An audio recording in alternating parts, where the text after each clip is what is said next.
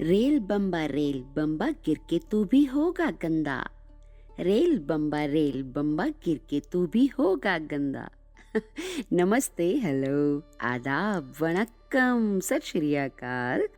मैं शैली विज पेश करने जा रही हूँ अपना शो खेल बचपन के सिर्फ स्लो पॉडकास्ट में। पिछले एपिसोड में हमने बात की थी पोशंपा खेल के बारे में।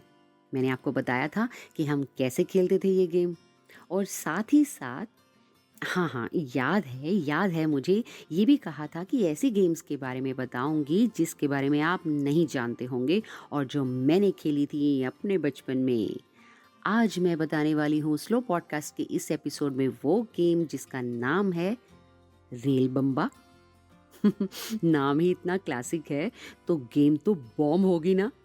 हाँ, साथ ही लास्ट में आपको बताऊंगी अपनी कई शरारतों में से एक शरारत जिसकी वजह से मेरी अब मैं क्या कहूँ, शिकायत लेकर लोग घर आ गए थे और जो मुझे डांट पीटी थी माँ से, बेचारी मैं नन्ही सी को, वो बयान से बाहर है।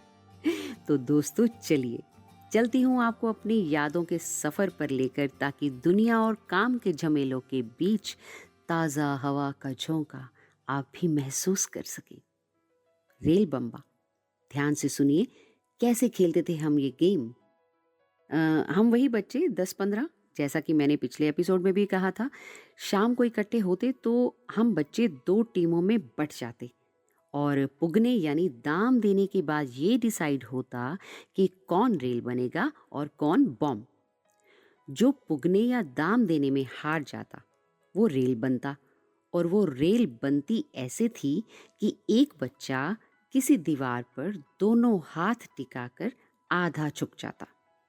उसके पीछे उसकी झुकी कमर को थामकर दूसरा बच्चा झुकता, फिर तीसरा, फिर चौथा। इस तरह टीम के बच्चे ट्रेन जैसे बना लेते। अब पुगने में जीती हुई टीम एक लाइन बनाकर उसी ट्रेन की सीध में दूर जाकर खड़ी हो जाती। अब टीम का पहला बच्चा दौड़कर आता और रेल बनी टीम के बच्चों की झुकी पीठों पर चढ़ जाता। फिर दूसरा दौड़कर आता, फिर तीसरा, फिर चौथा, और इस तरह पूरी टीम रेल बनी टीम पर चढ़ जाने की कोशिश करती।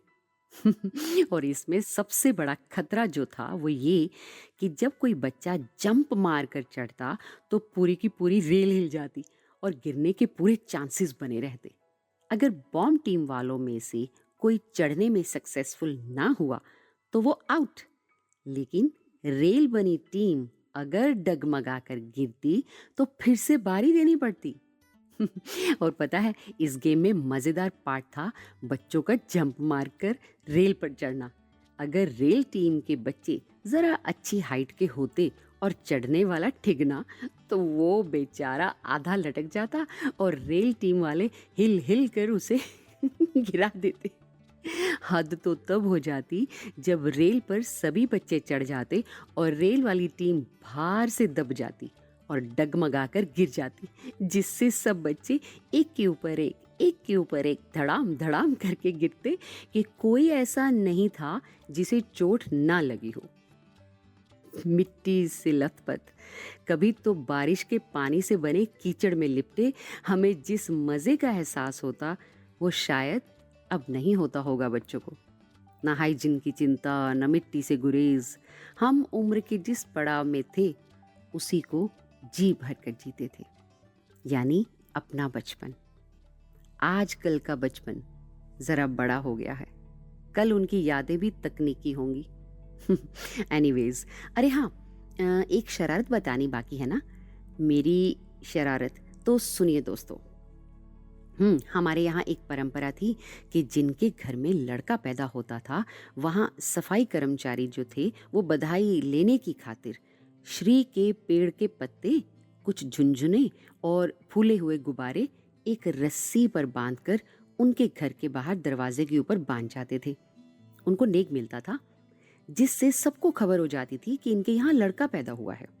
अब आप सोच रहे हैं ना कि इसमें भला मैं क्या शरारत कर सकती हूँ?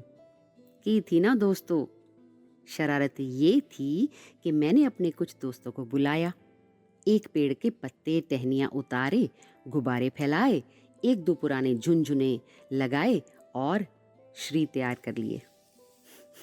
और रात को चुपके से गली के 2-3 घरों के बाहर बांध आई। अगले दिन सुबह गली में शोर हुआ तो पता चला उन लोगों के घर किन्नर भी बधाई देने पहुंच गए थे। और मेरे महान मददगार दोस्तों ने कहा, ये सब तो प्रिंसी का किया धरा है। प्रिंसी मेरा निकनेम है ना। थोड़ी ही देर के बाद वे लोग हमारे घर भी पधार गए थे। मेरी शिकायत लेकर मैं तो बाहर ही नहीं निकली, बस 2 घंटे बेड के नीचे छुपना पड़ा था। और उसके बाद जो डांट माँ से खाई आज तक याद है।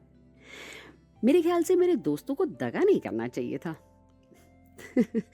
तो जनाब, ये था मेरे बचपन के खेल रेल बम्बा और शरारत का एक और मील पत्थर।